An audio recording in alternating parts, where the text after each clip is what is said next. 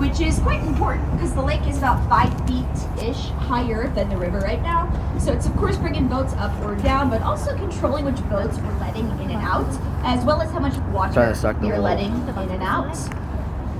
And we'll be going under quite a few bridges today. You'll quickly realize we got a lot of bridges here in Chicago. The first of those being Lakeshore Drive, which was kind of recently renamed DuSable Lakeshore Drive for the founder of our city, who is Mr. Jean-Baptiste Condu-Sable. And as just mentioned, he was by no means the first human on this land, but he was our first non-native settler. So DuSable was a Haitian Creole immigrant who arrived in Chicago via New Orleans back in the 1770s, married a Potawatomi chief's daughter. Things pretty trying to avoid sunlight.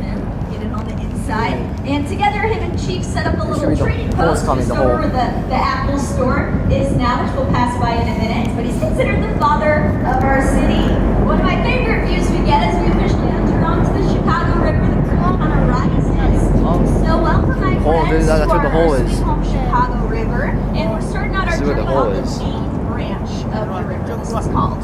Yeah, this is where the ambitious hole is. Shall we? We'll start with this lovely So ambitious. column blue glass skyscraper ahead of us here on the left.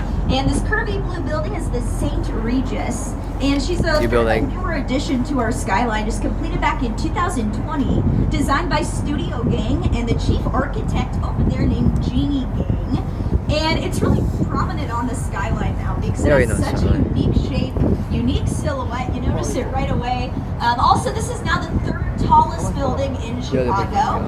More importantly, this is the tallest building in the world designed by a woman architect. We already know that. I know that. Thank you. Yeah, Jeannie Gang is super cool. She's from Chicago, brilliant architect.